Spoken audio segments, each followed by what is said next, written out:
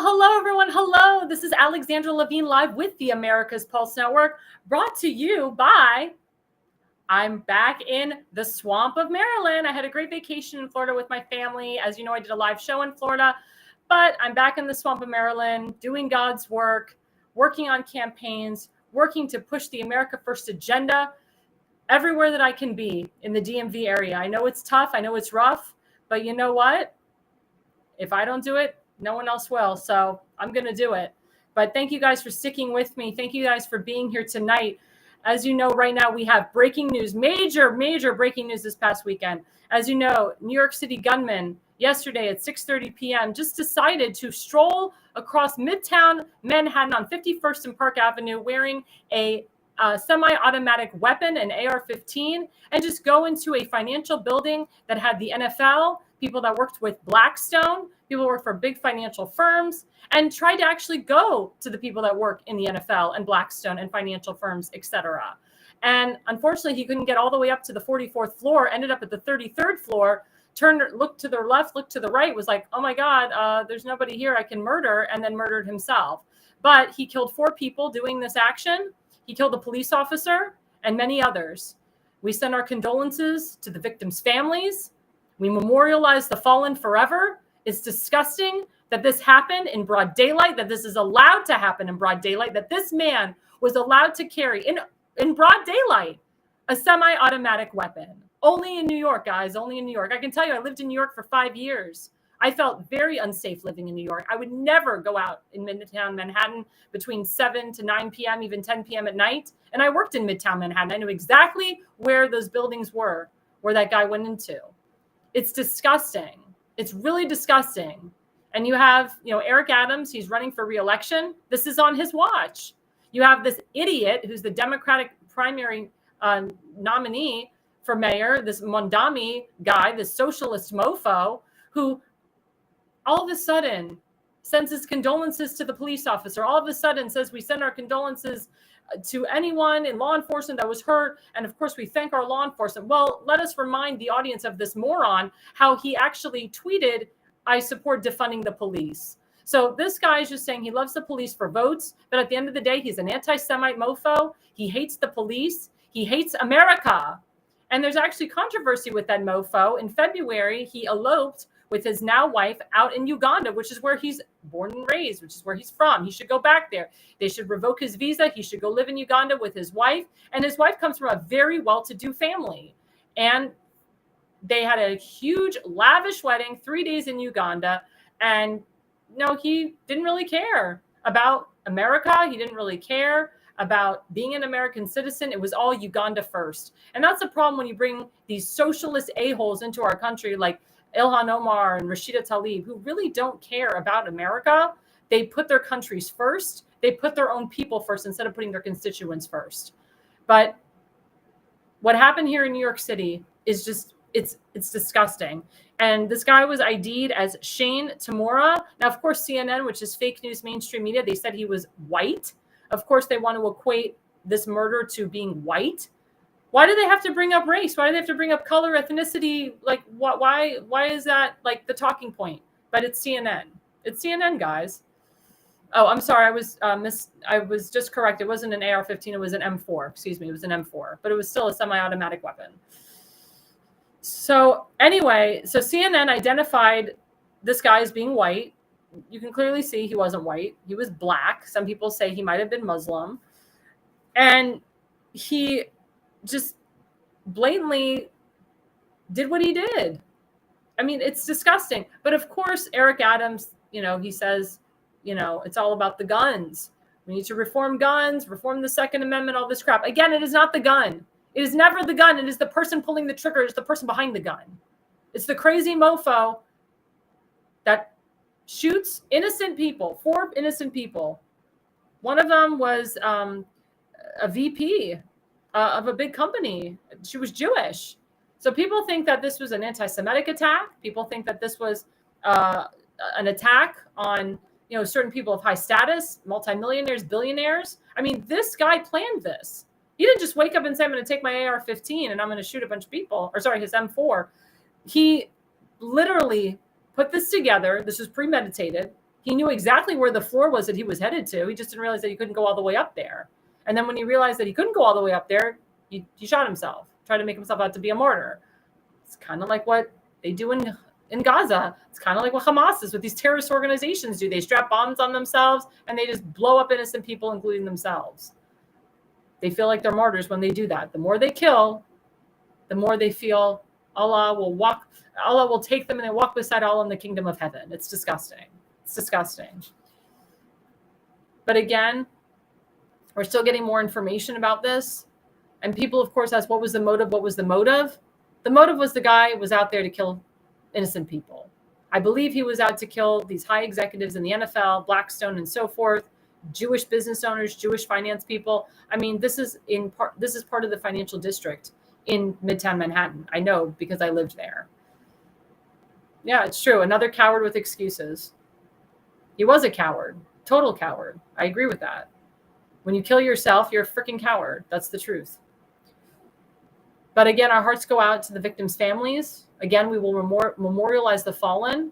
There are still 2 other people that are in the hospital with severe injuries, and we pray for them. We pray that they get better.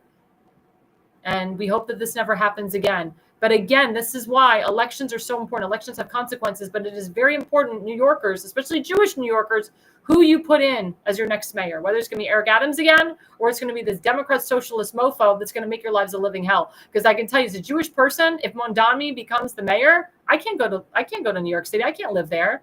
Maybe perform there and go away. Maybe somebody told me don't even perform there. You'll get killed.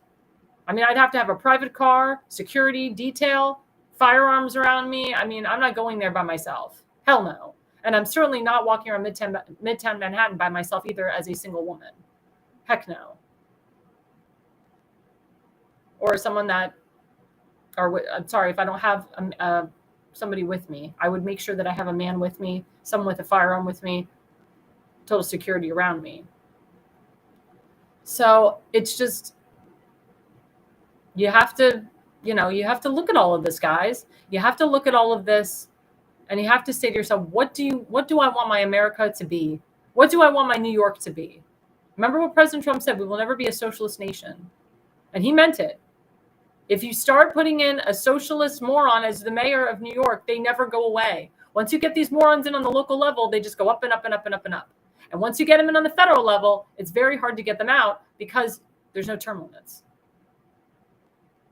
Yeah, that's true. He did have a history of mental health. No excuse for what he did.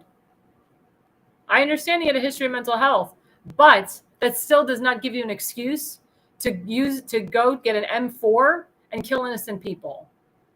There's a lot of people with mental health out there. I feel bad for those people. I do a lot of work with people with severe autism, bipolarity. I've given to charities. I've even dated men that have autism.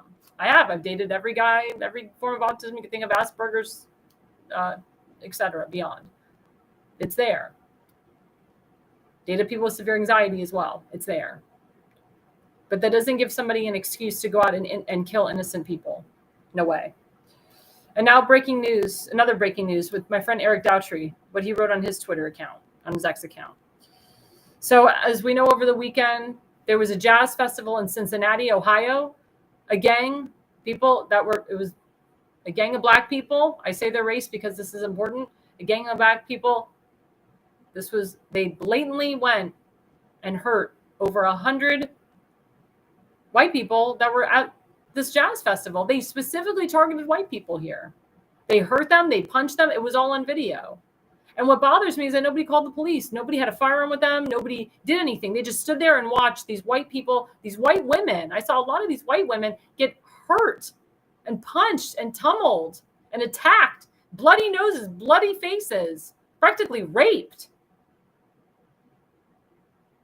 And it took like 3 or 4 days for the mainstream media to finally say something. I reported it right away. And now Attorney General Pam Bondi is taking action. She's ordered the FBI to get involved in the incident. And hopefully justice will be done. Who the hell goes to a party and watches a bunch of people getting beat up and just stands there and does nothing? What are you afraid of? What are you afraid of? Are you afraid it's going to happen to you? If you don't stand up for yourself, if you don't stand up for other people, what does that say about you? You have to stand up. You have to rise up. Because when you don't, those people win. The vigilantes and delinquents win. You're watching a bunch of people get bashed, their heads getting bashed, and you do nothing. You just record it. And unfortunately, we do have to start thinking of bringing firearms and other things to these festivals, to these parties, because you never know when a crazy is there. It's disgusting. Yeah, no police reports. That's correct. There was no police reports. No police there. If police were there, they turned a blind eye. Nobody called the police. They see a bunch of innocent people getting pummeled. And this was a black gang attacking a big group of white people. I bring up race here because it has to be noted.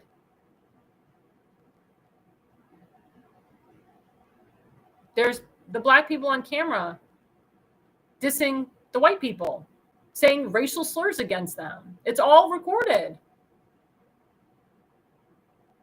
They were not provoked. They just thought it'd be okay to just beat up a bunch of white people at a festival.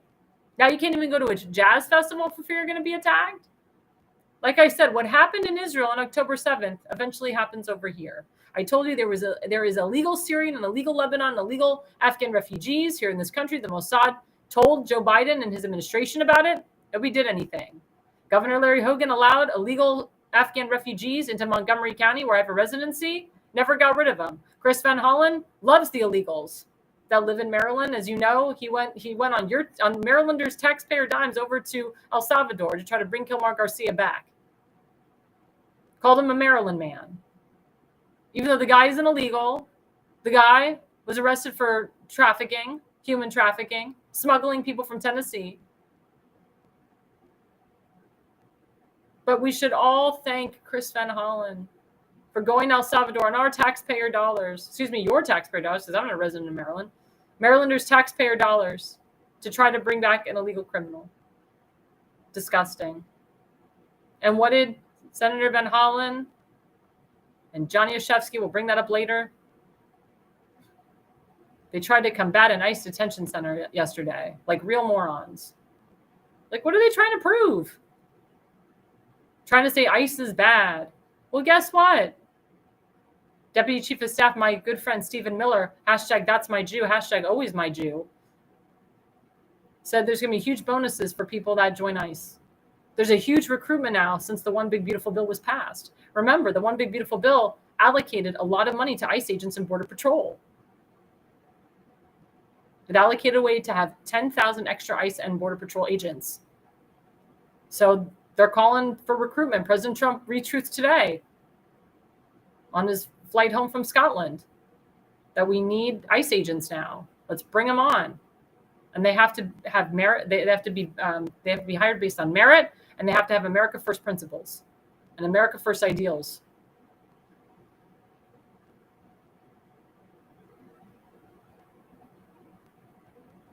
It's the truth. We have to get our country back on track. We have to get our country back on track. But those are two of our breaking newses, guys. And we'll have more breaking news coming up throughout the segment as well, or throughout the show. Now going into segment one. Make justice great again. We'll put up the first slide. Segment one, breaking. There we go. President Trump just announced he's reached a trade deal with the European Union. This was a huge deal. As you know, President Trump, he went to Turnberry, Scotland, where he has a brand new, beautiful golf course. It's gorgeous, played golf there. And he hung out with the head of the EU. He hung out with the Prime Minister of the UK. And the deal, and they made a deal. Remember the head of the European Union, that woman, I forgot her name. She said, I'm willing to make a deal. I'll make a deal with President Trump because she knows she has to make a deal with him. So European goods coming into the US will have a 15% tariff. And in exchange, the EU will put no tariffs on US goods. They're going to start bringing things to the US. They're going to start spending more money and investing more money into the United States. It was a good deal and a great weekend for President Trump. That's how you get it done. Remember, he wrote the book, The Art of the Deal. He's a master negotiator, master businessman. And what did his sons do this weekend? They opened up another golf course in Aberdeen, Scotland. President Trump was at the ribbon cutting today. The guy just keeps on building. The guy knows how to make money. The guy knows how to be successful, and he wants America to have the same success. But look what he did. Sat down with the head of the European Union, told her exactly what's going to happen, and she played ball. And she was happy to play ball. And the UK Prime Minister, he agreed to playing ball too. But I'm pissed at the UK Prime Minister because what did he do? He plays ball with President Trump. He goes on Marine One, President Trump. And then the minute President Trump leaves, what does he do? He acknowledges Palestine as a state, just like his friend Macron. The UK has become a very anti-Semitic country, very anti-Semitic area. France has a lot of Muslims that do not like Jews. I remember watching on the TV, these crazy terrorists, these Muslim terrorists would get into a truck and just ram a bunch of people in the middle of Paris. There was also huge infighting going on near the Champs-Élysées in Paris, France. That's where all the shopping is. You couldn't even go shopping at the Champs-Élysées. That's where Chanel is, Ferragamo. That's where all like the greats, the perfumeries. It was all closed down because there was fighting going on there.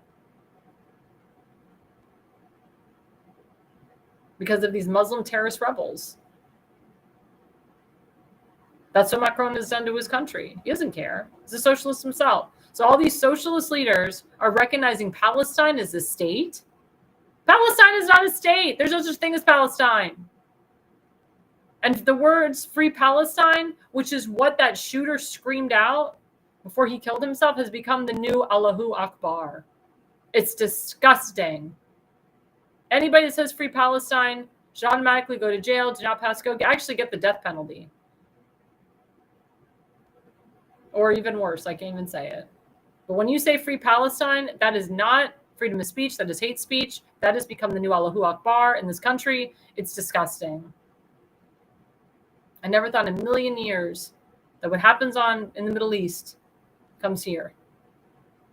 It's really sad. It's really sad. I'm so tired of it.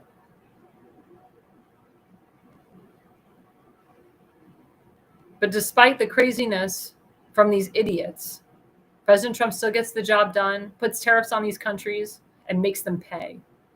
Because for far too long, the United States of America was getting screwed with the trade agreements. Now people are finally waking up and realizing that putting the tariffs on the countries actually helps the U.S. Our stock market is up. As a result, we're at record highs in the S&P this week, record highs at the Dow Jones Industrial, record highs at the NASDAQ. My father's in the financial business. He sees the markets all day and all night. When I was with him, he was like, look at this, record high, record high, record high, record high. It's amazing. You can feel the Trump tax cut effects. I feel it. I went to the grocery store today after I got off the airplane. I literally flew from Florida back to Maryland. My flight came in at like 3 p.m. I went straight to the grocery store. Under the Biden administration, I would pay like $100 to $200 for maybe like 6 items. Under the Trump administration, I bought like 10 items today. Guess how much my groceries were? They were $80. So I see the Trump effect. The cost of gas is going down. Under the Biden administration, I was paying close to $4 a gallon in the state of Maryland. Now I pay under $3. I feel it. Costs of prescription drugs are going down. Costs of over-the-counter drugs are going down. I used to buy Tylenol. It'd be like $15, $20. Now it's down to $8, $8.99. My protein bars were $15. Now they're down to $8.99. I see the effect. I hope you guys see it too. I feel the effect. It's very important. It's very important.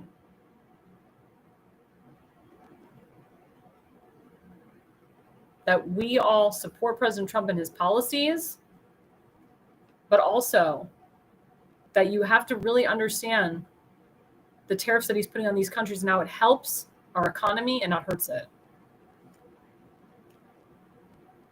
And this is also really important. Let's put on the second slide, at real Donald Trump. Now he's talking about people that have committed crimes. Talks about Obama all the time. He talked about in the UK. Now he's bringing up Kamala Harris, and he's brought this up before. Paying for an endorsement. Paying for an endorsement is illegal. Kamala Harris gave Beyonce, Oprah Winfrey, and Al Sharpton millions of dollars, and they didn't do anything.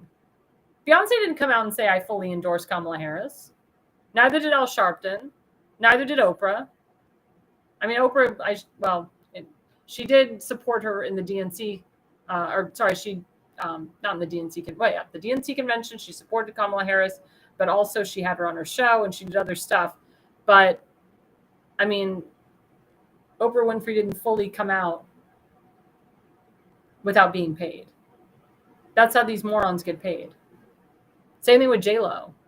The only reason J-Lo came out and supported her and Cardi B was because they got paid. Cardi B was a disaster. Cardi B went to, I think, like a rally in Pennsylvania, didn't even know what the hell to say. Didn't come from the heart. She says, oh my God, I left my speech, which is on my phone. She's calling her associate. I need my phone. I need my phone. I don't have my speech on me. Because it's all fake crap. Katy Perry too. It's all fake crap. Oh, look who Katy Perry is dating now.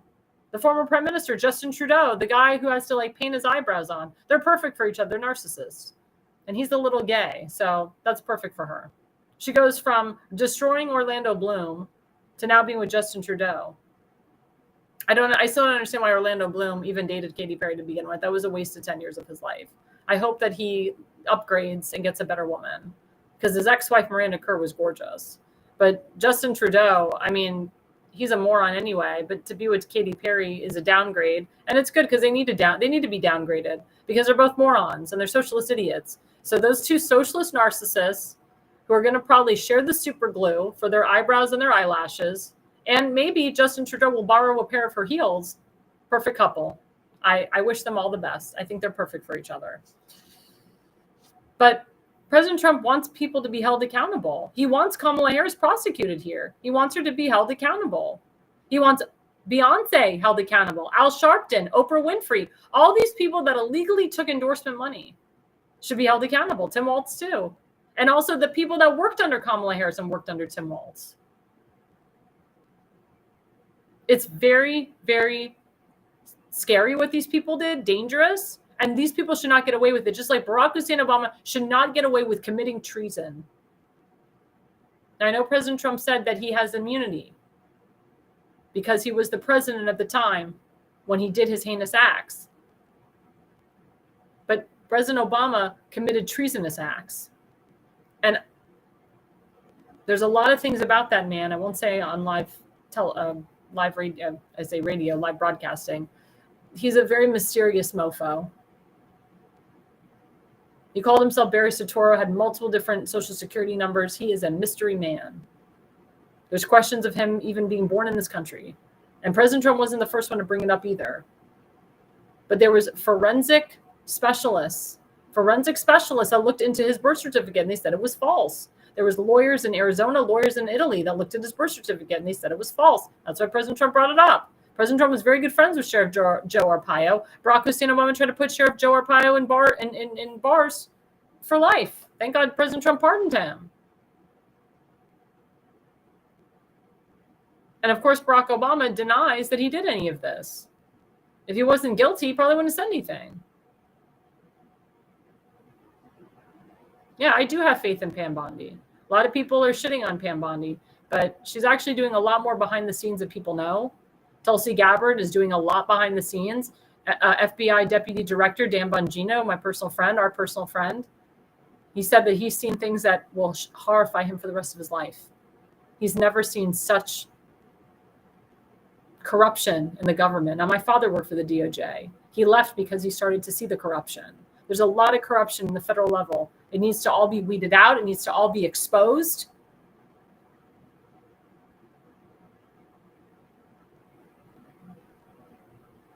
It's very important.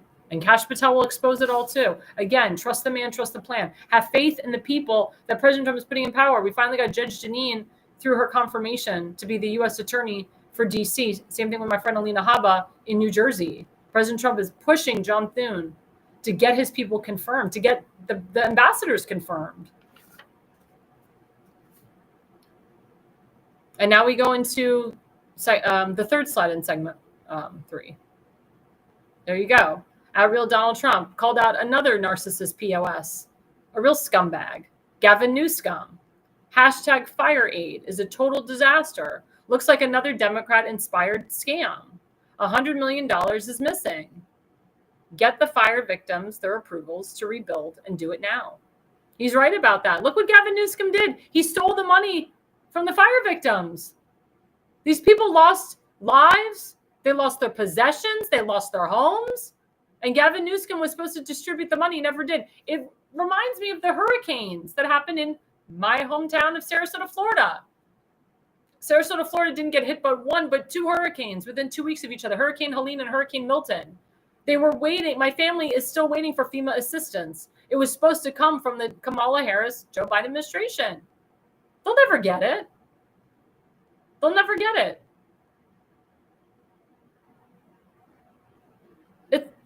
It's the same thing here with the fire aid.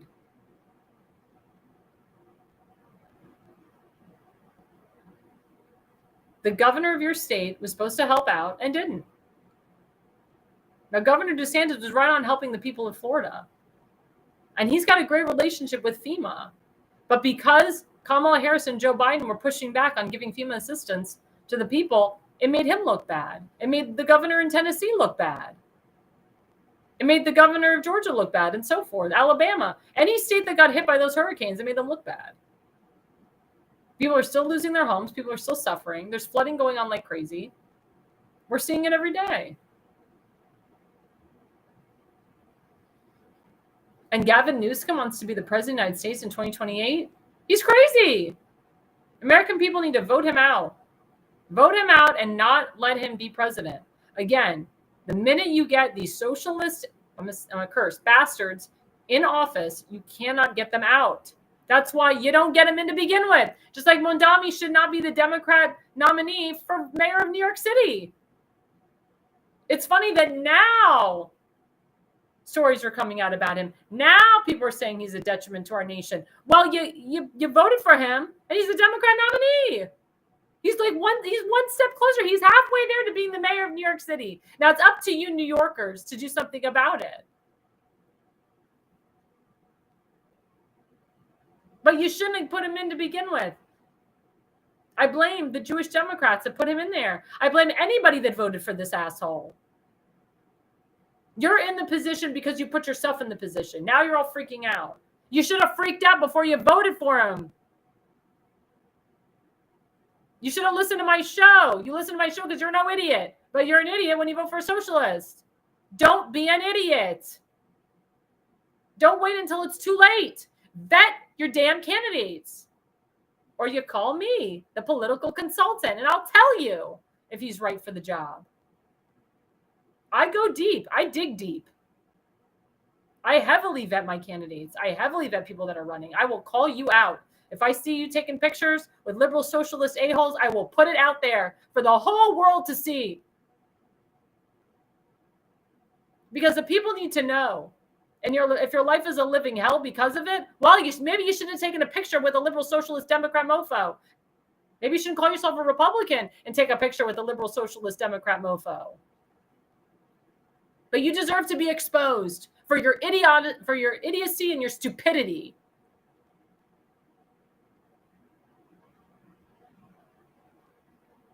I'm glad that people are exposing Mondami, but again, too late. He gets in. I have no sorrow, no mercy. Sorry, not sorry. Unbelievable. Unbelievable that it's come to this. And then we have moron socialists that are trying to run in Minnesota. Mayor of Minnesota, this guy from Somalia. All these Somalians came in because of Ilhan Omar. All these people from the West Bank came in because of Rashida Tlaib. All these illegals, all these people that were illegal, quote, obtain their American citizenship. Now they're running for office, but they put their countries first. Ilhan Omar says Somalia first. I came here to help my Somalian refugees so I can go back to my country of Somalia and say, look what I did for you. That's what she says. I have called upon APAC and other organizations to primary these morons out. They should not be allowed to stay in office. They should not be allowed to be in office, period. AOC, a bartender from nowhere, nothing. All of a sudden works with this group, Justice for Democrats, and she gets in. And once she gets in, even though even though everybody was gerrymandered, redistricted, she's still in there. Bernie Sanders, another a-hole. That's why it's really important, guys, to really focus on the state and local level. I'm personally working on state and local level offices right now because I want the right people in there. I don't want rhinos coming in and ruining pro-Trump America First districts. And I don't want socialist Democrats coming in and ruining districts in cities and states. I want you all to care like I care. And I want you all to work your ass off like I work my ass off. And stand up and fight. Fight for your country, fight for your district, fight for your county, fight for your state. We have fought wars before, but this time it's different. You must fight for what's right in order to exist. If you know something is wrong, you fight. You call it out. You do something. You don't just stand there and allow your district and your state to go to hell.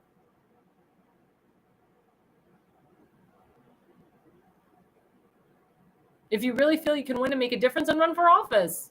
But have a plan. Don't just wake up and say, I think I'm going to run. Have a freaking business plan. And make sure you know the district well. And make sure that you are the type of person that can pull your opposition to your corner. Or don't even bother running.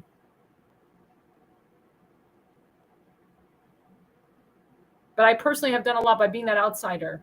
I'm not even from Maryland. And I've done a lot in Maryland. I pushed a lot of legislation forward. I got CARE removed from the Anti-Hate Commission permanently in Annapolis. I've worked with a lot of delegates in Annapolis, and I'm not a resident of the state of Maryland.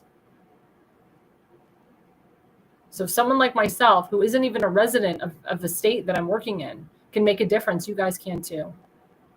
I challenge you all not to be afraid. That's one of the messages of tonight. Not to be afraid, to stand up for what you believe in. Coming up after the break, we have a returning guest with us, Lieutenant Colonel U.S. Army retired Scott Willens, but we have a special guest, a woman named Deplorabella, and they will be with us right after the break. Welcome to America's Pulse Network. This is APN's very own White House correspondent, Alexandra Levine. This is so amazing and miraculous. We've never had a president in the history of our nation doing this. And we hope to God that he continues doing this forever and ever. Thank you. God bless you, everybody. And God bless President Trump. And God bless you. Hello, everyone.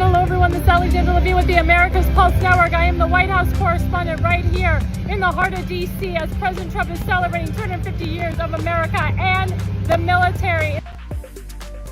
Subscribe and follow America's Pulse Network on the above social medias.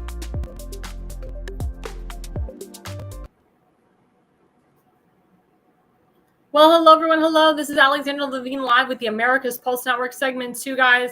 Again, we have two wonderful guests coming up, a returning guest, Lieutenant Colonel U.S. Army retired Scott Willens, and we have his lovely mother, Deplorabella. I don't know why I said Dorabella. I can't even read my own writing. Deplorabella. I'm so sorry for that. So we're going to bring up Scott. There we go. Hey, I'm sorry I butchered your mother's name. It's terrible. I was writing really fast. I'm so sorry. It's okay. It's not the one on her birth certificate. She just goes by it now. I think it's adorable. And let's bring up your mom right now. I love that picture. Poor Alexandra, not to worry. Hi, I'm so sorry that I butchered your name. I was writing really fast. I feel terrible. Don't. Oh my gosh. I'm fired. No, I'm just kidding. Fine. So again, the segment tonight, goes with a lot of the theme of what I talked about in segment 1 and in breaking news. We're dealing with socialism here in this country, unfortunately. And as President Trump said, we will never be a socialist nation. So my first question is to you, Scott. How did we get this far where we, God forbid, may have a Democrat socialist as the new mayor of New York City, and we're getting all these socialists from Somalia running for office in Minnesota and so forth? How did we get there, and how do we make sure that they don't get into office? Well, we had this creep a gradual creep, an incremental intrusion and invasion of our culture and of our traditions and history through history revisionism, of course.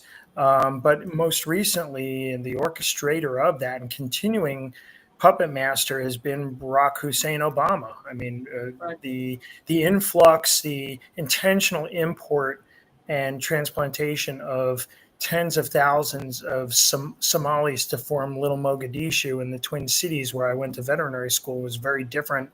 30 years ago when I was there. Although, keep in mind, this is the one state that didn't have the sense in 1984 to vote for Reagan over Mondale. It was just Minnesota and Washington, D.C. But Omar Fatah, who's running there, is really just the Ilhan Omar 2.0 of Little Mogadishu. And then you've got his New York clone, Mamdani. And it's all about how socialism, it just needs, it can work better. This is a new version of it. Someone has better ideas. It's never worked. Capitalism can work without being perfect. So I think I heard someone today say that socialism can only work if it's perfect, and it's never perfect. It's never utopia. And it's this incremental invasion and the wokeness and demonization of everything that was traditional Judeo-Christian values in this country that has allowed that to happen. You're talking about safety in New York. This is not the New York of Rudy Giuliani, where I was able to walk with 750,000 of my closest friends, late at night, in and out of Central Park to see Garth Brooks in concert. It's not even the same New York of the World Trade Center 1988 senior prom I had at the top of the World Trade Center that doesn't exist anymore. But this has all been staged and intentional. It's not just the socialism undermining of who am I thinking of? Obama's mentor, William Ayers, and Pastor Reverend Wright. Reverend Wright, and then the the talking about polarizing and marginalizing, and pick your target, and the cause is never the cause is always the revolution. So they've disguised and shrouded these things, and Islam does the same thing. It's called taqiyya, which is intentional dissimulation, just lying. Thank you. Advance Islam. Yeah, lying. I'm looking for an intricate word, and it really doesn't need to be. It's intentional lying to gain the higher ground of what you want, and then when you have it, all bets and alliances and agreements are off. And the Democrats do that too. You look at, as socialists and as those in bed with Islamo-Marxists, they say, when they're in the minority, well, why can't you reach across the aisle? Why won't you be bipartisan? And then when they're in the majority, it's about, I have a phone and a pen, and Republicans can go to the back of the bus. And again, I'm quoting the great Barack Hussein Obama. Well, Scott, let me get your mom in here. So, Deplorabella, you were brought up in a very different generation, a very different time. But do you feel that history is repeating itself now with democratic socialism, creeping into America? We saw it in Europe with World War II, and now it's trying to creep into America. What say you about that? Communism never died. Evil never dies. There's a constant existential war between good and evil. Obama's treasonous, anti-Western coup reflects the culmination of the 100 years long march through the institutions by the left, following the Alinsky or the Gramsci models that Scott alluded to. They have used every method to weaponize the institutions, to politicize the country. I want to comment briefly on the New York shooter and tie that in because I think it fits. No doubt he is conscious that there is an open season on the successful. The attempted assassinations of Trump, the cold-blooded murder committed by Luigi Mangione, who was then elevated by the left to the position of a folk hero. I suppose they forgave him being a white man as the oppressor because he killed a white businessman. You have the open borders where we import criminality, illegality, undermine our sovereignty, and destroy our national security. We have the Soros funded AGs and DAs who have said to criminals, no jail, no bail, no justice, and they've unleashed them to prey on the American citizenry. There's a double standard of justice at the very least. There is the precedence of the Summer of Love with more than 570 insurrections, and the most recent resort to violence by the illegals and the the Students for Justice in Palestine, of which Mamdani was a founder at his school. The fact that this man is heralded as charismatic reflects the same sort of idiocy that let Obama be elevated to the presidency without ever having been vetted. He was vetted by the left. They Mhm. installed their Manchurian candidate. He served his third term during Biden's puppet parade, Mhm. and he continues to work against the West. He hates the Judeo Christian legacy. He hates Western civilization. He described the sound of the muezzins calling to prayer as the most wonderful sound he ever heard. So no doubt when Michelle dons hijabs and burqas, which might be an improvement over some of her sense of style, he will be okay with that. This man who yells about climate change and has two mansions on the sea, not apparently afraid of the rising sea levels. It's corruption, and what they did, you refer to Newsom. He used the same method that USAID did, and Doge just closed it. They funded their NGOs and their nonprofits, and they funneled some of that taxpayer money going to bogus woke agenda around the globe back into their own pockets. They gave money to institutions like Planned Parenthood and the unions that contribute to the campaigns of the Democrats. We've got to stop the money flow, both domestic and imported. And of course, the links to academia show that the left, like Ayers and Bernardine Dorn, these weathermen who were prepared to murder 25 to 50 million Americans to implement their Marxism with a human face, they vetted this man because they knew that his fundamental transformation of America would destroy this constitutional republic. That was always Obama's agenda. I agree with you. Now, with the shooter, everyone always asks, what's the motive? What's the motive? And he was in a very prominent area of Midtown Manhattan. He entered a financial building that had the heads of the NFL and Blackstone and so forth, very well-to-do financial people. These were multimillionaires, even billionaires. Probably some of President Trump's friends were in that building. And he tried to make his way up to the top floor and he couldn't. So he ended up at the 33rd floor and looked around and didn't see anybody prominent he wanted to murder, and then just killed himself. But obviously the damage was done. He killed 4 innocent lives, including a cop. Would you say there is some correlation between George Soros and Barack Hussein Obama here, bringing these people out of nowhere, these terrorists? I mean, this was clearly a terrorist attack. I'm going to call it a terrorist attack. I know the media, the mainstream media doesn't like to call it that, but I believe this was. Just like anybody that shoots, that screams out free Palestine, which is what this guy did before he killed himself. Like I said earlier, that is the new Allahu Akbar. That is a terrorist. So my question to you, Deplorabella, I'll go back to you. Do you feel that George Soros and Barack Obama had a lot to do with this? I don't know yet enough about this case. It certainly is peculiar. But actually, Alexandra, I'm more concerned about the existence of sanctuary cities, which have caused much more blood to flow than occurred in this particular horrendous massacre. They have set up little confederacies. And isn't it interesting that the Democratic Party, which gave us slavery, secession, and segregation, promoted white racism, flipped in the time of cultural Marxism, DEI, and CRT to give us black racism.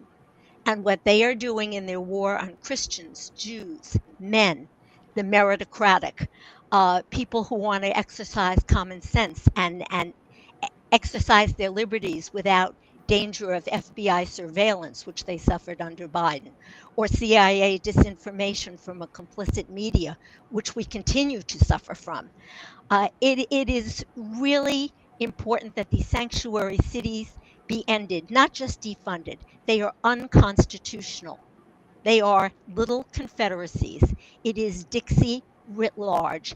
And in those sanctuaries, which are repositories for resistance and revolution, they aid and abet the corrupt, communists like Mayor Bass and opportunistic ideologues like Newsom when he's not dining at the the French Laundry during COVID.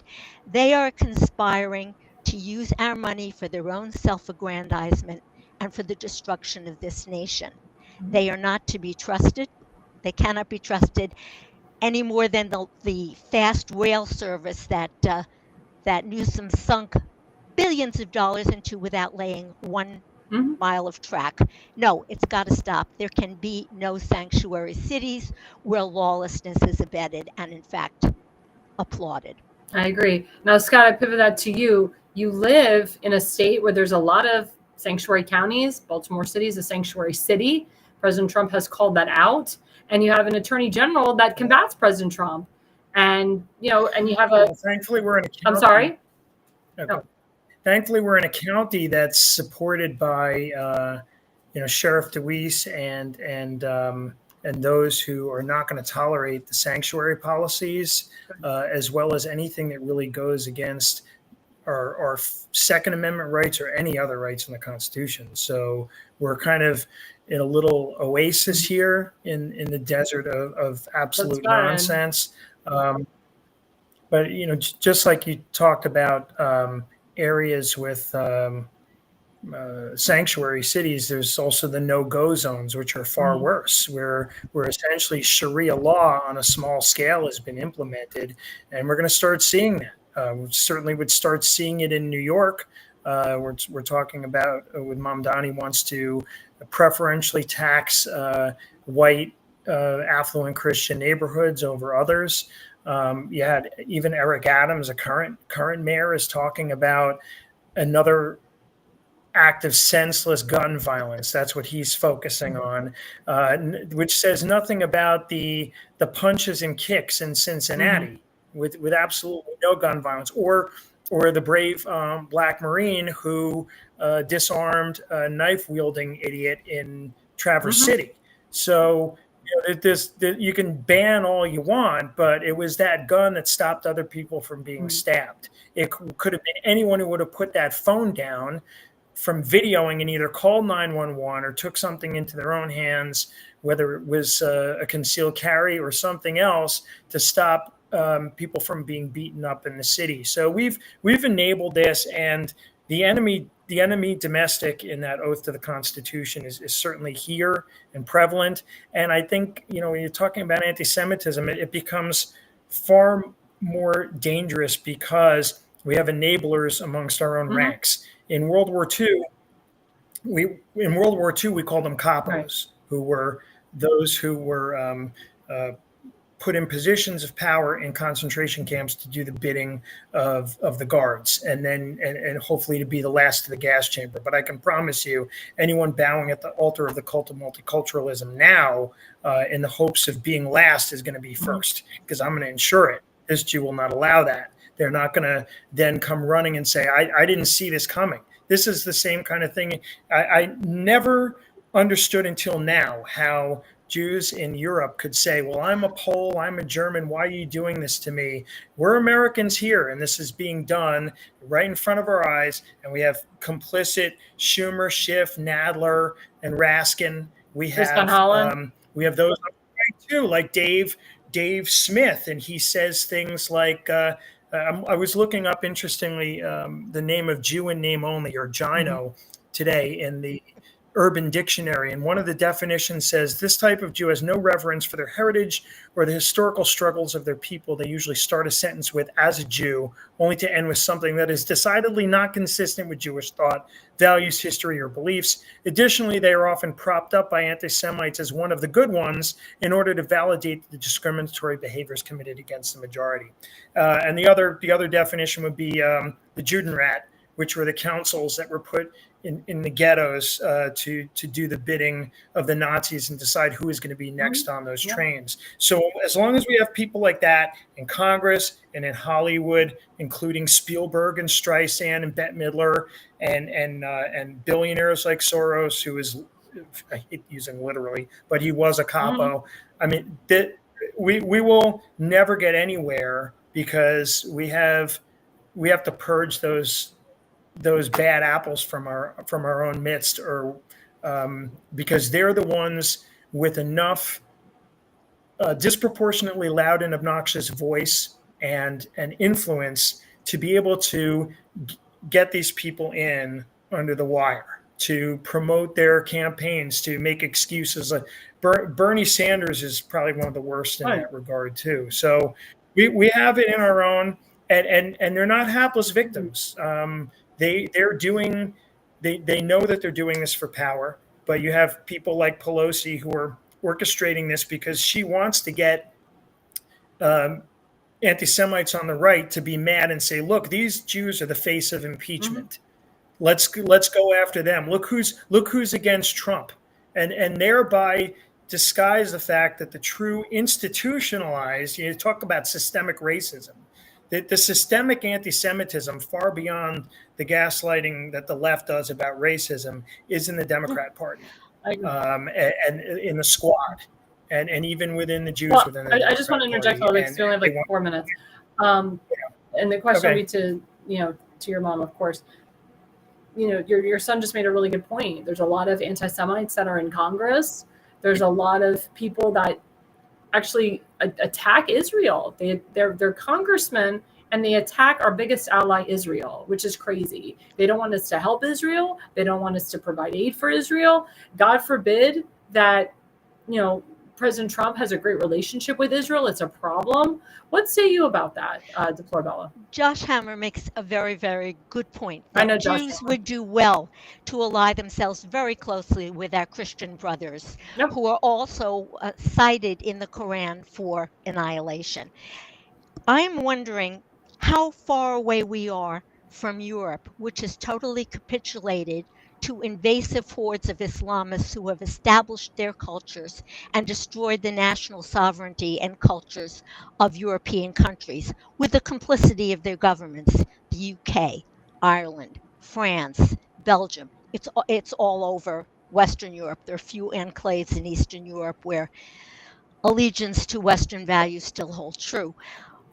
Biden lost 300,000 children who are now beginning to show up sex trafficked and as enslaved labor, because as Crockett says, we're not going to pick the cotton. So she wants to bring in these other people of color, these illegal aliens, to do the work she deems unfit. You hear Pelosi, who always claims everything she does is for the children. I think she means enriching her own. But in any event, she has no problem with the fact that in England, grooming gangs of Pakistani Muslims not only took over the culture of England, setting up Sharia courts, practicing polygamy on the dime of the British taxpayers, arresting Brits who dare to question or criticize the Quran, or even try to promote the Bible on the streets or in their own homes online. What is going on, the anti-Semitism, the willingness to reward the Palestinians to save their own necks, because Paris and France, the Banlieues, they've been surrendered to Muslims who periodically carry out terrorist acts. And Macron is a coward. So is Keir Starmer, complicit in these Pakistani grooming gangs. He lets them roam free and puts Tommy Robinson, who had the audacity, the temerity to question what he was doing, in jail repeatedly. We are going down the same totalitarian trajectory that Europe has embarked upon. I have no use for the EU, not much for NATO, none for the UN, which is occupying very valuable real estate, which should be fumigated and turned over to the American people, but not to Mamdani to make it high density income for the illiterate, the illegal, the homeless, the addicted, the mentally insane to carry out their war on the streets of New York against tax-paying, law-abiding American citizens. We are being replaced. They want dependent, infantilized minorities who they can control. Academia, the institutions, the unions, the celebrities, Hollywood, woke corporations, the deep state. There are so many totally involved in this horrific revolution against America.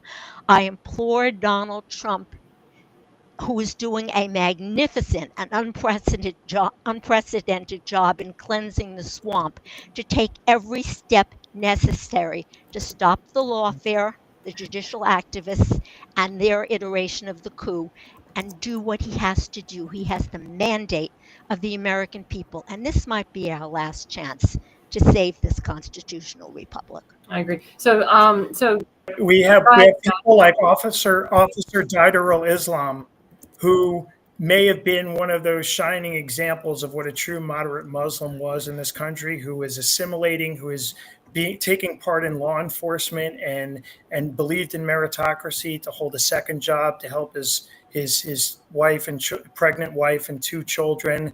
And he was killed yesterday. And I just want to make one comment. I mean, I'm not usually, vulgar, like, like me, like Scott, like Seth. I'm just kidding. Actually, I'm beating Seth. I'm going to break from that right here, because at 8:46, you had a comment on here by someone going under the handle Asian, where it says free Gaza. Asian. Fuck Gaza and fuck you. Okay?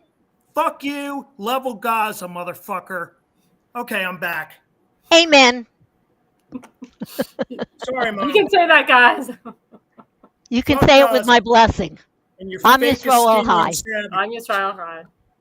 Again, when you say free Gaza or free Palestine, that is the new Hamas to free Gaza. It is a terrorist statement.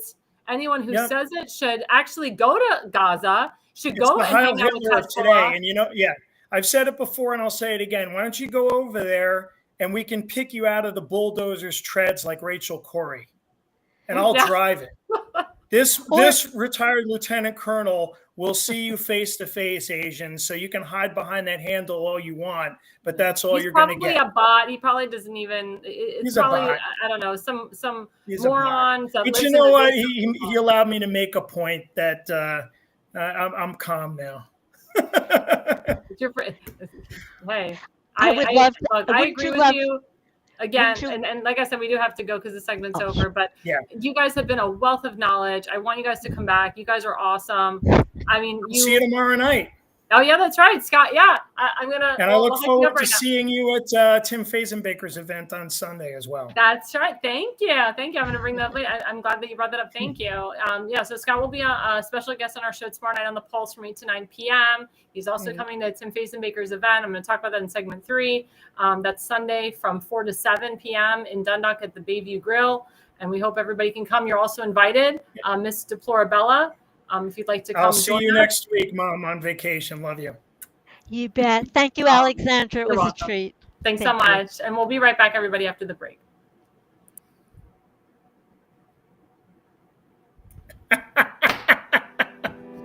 All right.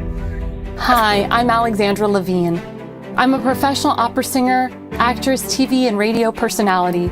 Since 2015, I've been a volunteer, a field director, and a campaign manager, learning the ins and outs of the political world. That's why I became a political consultant. My job is to lead you to victory with organization, structure, and the mindset of winning for your district or state. With my guidance and direction, I can keep you focused on the things that matter to the people and advise you on key issues that need to be addressed. If you're a serious candidate that is serious about winning, then book a consultation with me today. Go to levineconsulting.co. You'll be happy you did.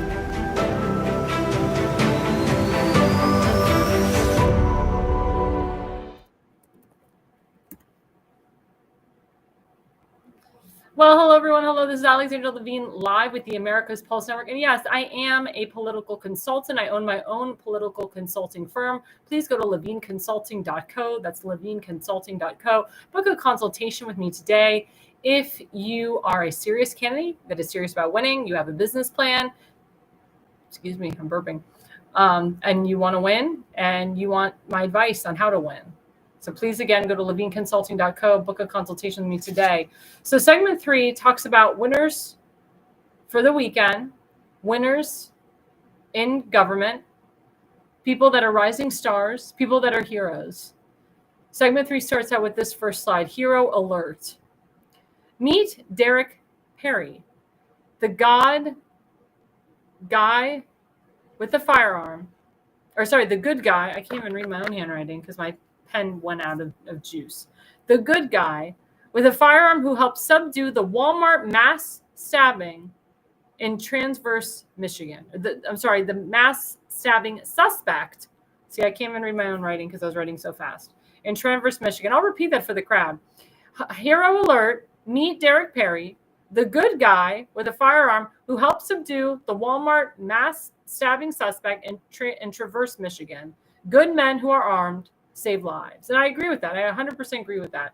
Now, as you notice, his race wasn't brought up. It doesn't matter if you're black or white. It does not matter. Freaking CNN saying that the New York shooter was a white guy.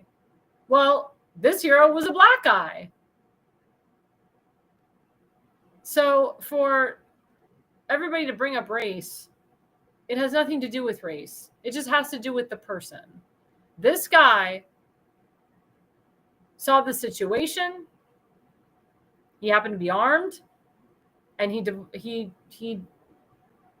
negated the situation. He helped, or I can't even think of the words now. He stopped a very serious situation. He stopped a situation that could have been worse. There's the words. Now it's coming out. Sorry, I'm still tired from my flight. I did sleep twice on the airplane, but sometimes, it's funny. I'm still in the Eastern time zone, but you still get a little jet laggy when you're flying. But anyway, Derek Perry is a hero. I hope there's more heroes like him. He stopped something that could have been. And we honor people like that. We don't bring up their race. It's not about your race. It's about the person. Yeah, my friend Donald Willinger is right. There are good and bad people in the world. Race has nothing to do with it. That's 100% correct. It has nothing to do with race. I want to shake this man's hand, Derek Perry. In my opinion, he should get a Medal of Honor. Anybody who saves lives in a department store, on a subway, in a train, in a car should get a medal. Because they are putting themselves on the line. They're risking themselves. They're willing to sacrifice themselves for you. President Trump puts his life on the line every day he's the president of the United States. There's always a target on that man's back.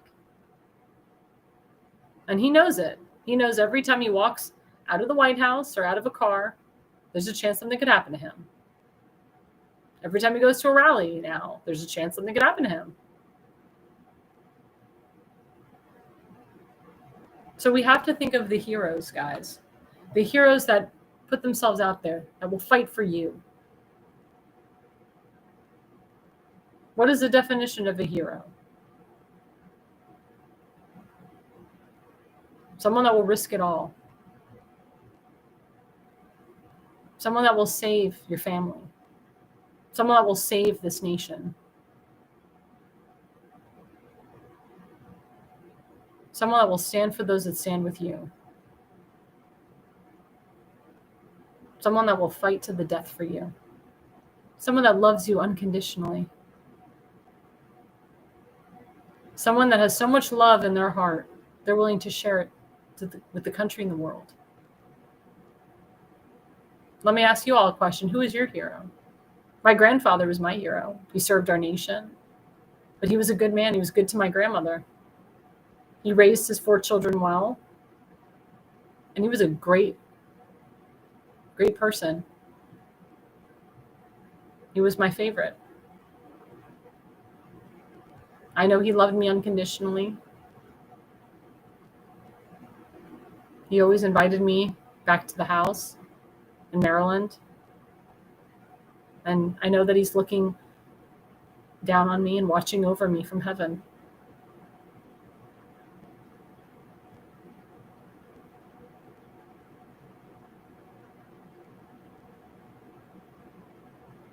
But I want to bring up another hero. And I brought his name up before, but this is important. I want to bring up my good friend Tim Fazenbaker. He's a hero. And that was him at the Edgemere Parade this last weekend on Friday. He's been to that parade since 2017, maybe even before that. I actually happened to walk with him at that parade a couple years ago. I wasn't able to come with him this year because I was in Florida. But I can tell you, the crowd was roaring his name.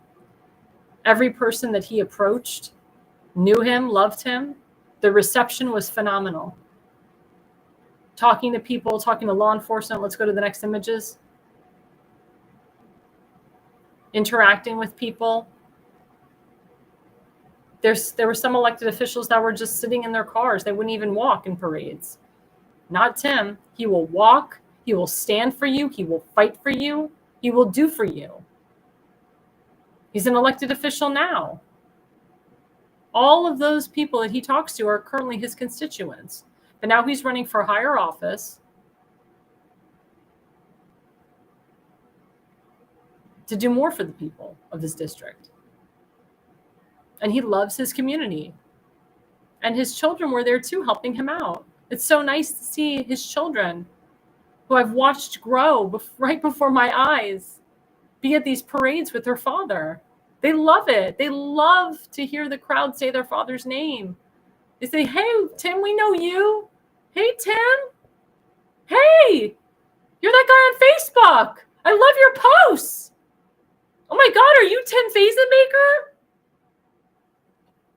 He gets it everywhere he goes. His name is in everybody's mouth, everybody's head, everybody's mind.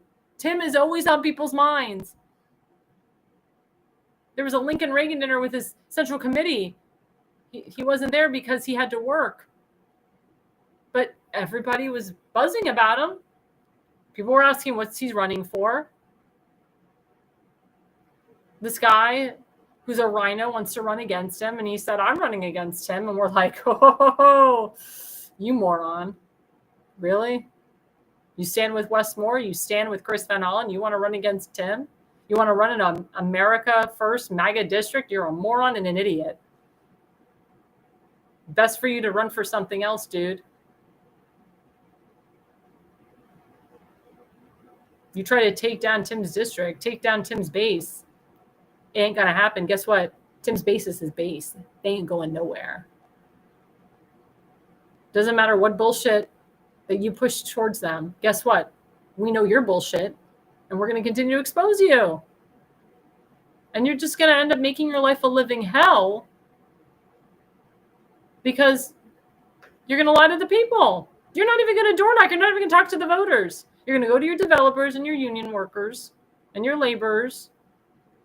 Maybe you'll go to some illegals because your friend Chris Van Hollen loves illegals. And that's where you'll draw your attention. That's where some of your money will come from. You won't actually talk to the people of Dundalk and Edgemere and Sparrows Point. They don't want your ass anyway. They know that you're fake. And you need to come out and say that you're fake. You need to come out and say that you're a rhino. Honesty is the best policy. Because the more you continue to lie and say you're a MAGA guy, it's not going to bode well for you, dude. Not at all. You're being exposed every day, and you will continue to be exposed. Because we don't want liars in office. And President Trump wants to keep MAGA districts MAGA, conservative districts conservative, America First districts America First, and he wants America First people in there. That's why it's important that Tim is in this position. It's important that Tim wins because he is the MAGA America First guy that will get the job done for his district. He's the type of guy that President Trump wants in local office and beyond. Let's see some other slides of the day. That's Tim talking to law enforcement, talking to some more of his constituents. Next slides. And those two women.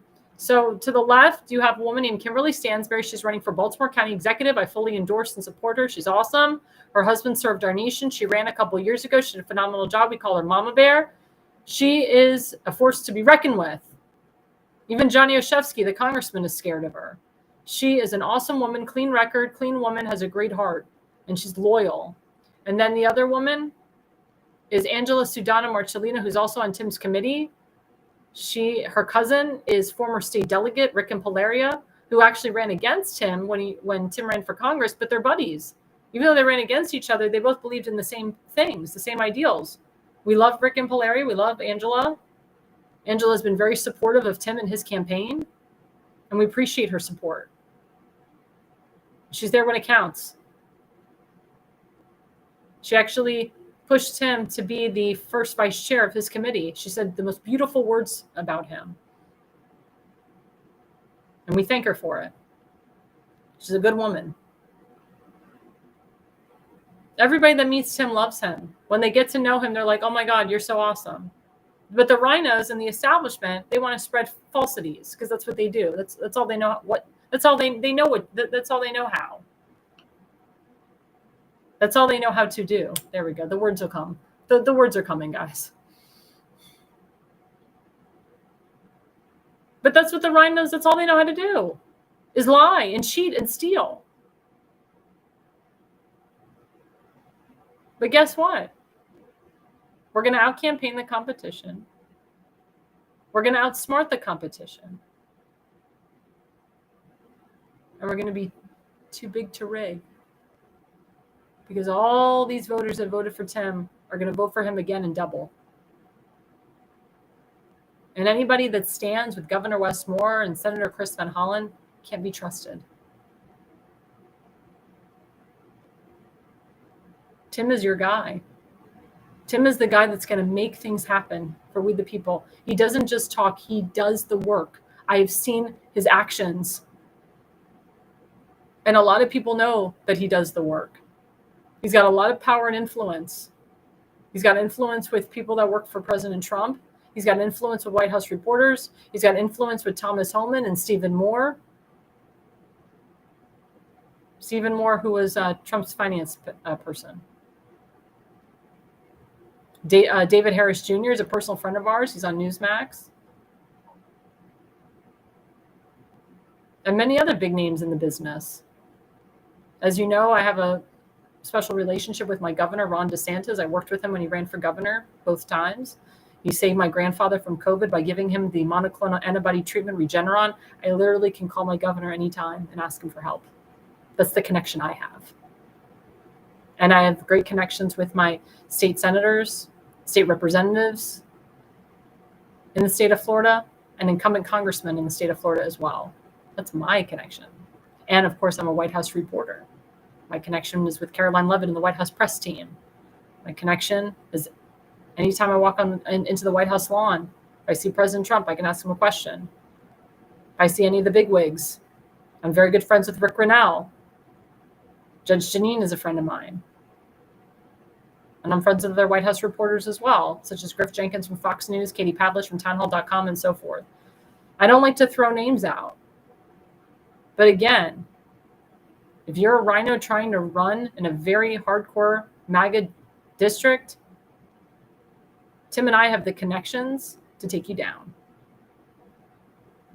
My best advice to his competition is don't even compete against him. Just go home or run for something else. You don't want to go up against Tim and I. We're not playing, we're not messing around. This is Tim's to win. He's the front runner. Leave him alone. Let him win. Let him do for the will of the people.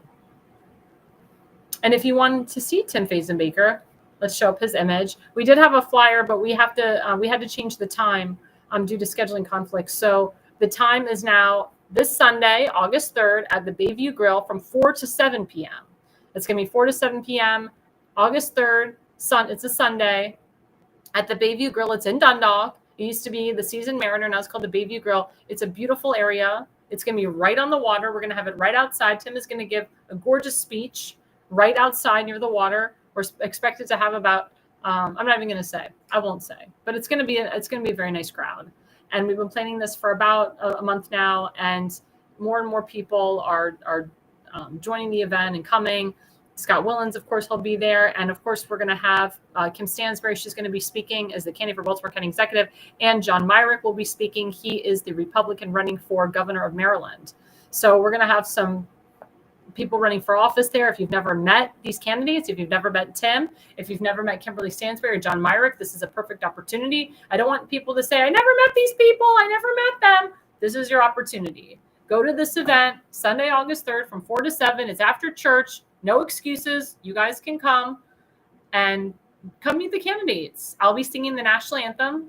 As for people who don't know, I'm a professional opera singer. I've sung all over the country and the world. I'm internationally and nationally renowned.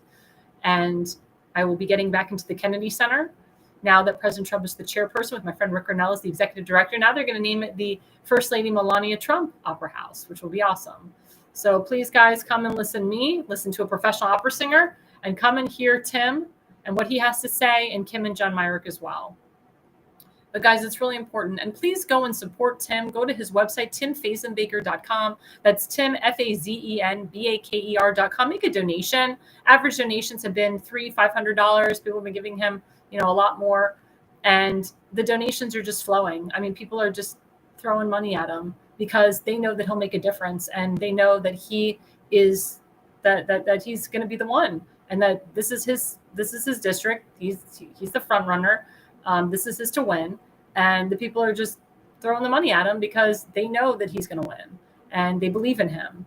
So please go to timfazenbaker.com. Again, that's TIMFAZENBAKER.com. Make a donation today. Even if you can't come to the event on Sunday, make a donation. If you're coming to the event Sunday, please bring your checkbooks or bring your credit cards and make donations because, as you know, to run for office, you do need money, but we're letting you know that your money is going to a good cause and that your money is going to a candidate in a very pro-Trump MAGA district. I know people are very skeptical of Maryland in certain districts. This is a very red district. When Tim wins the primary, he'll automatically win the general. That's how red this district is. So please, guys, donate to Tim. Very important.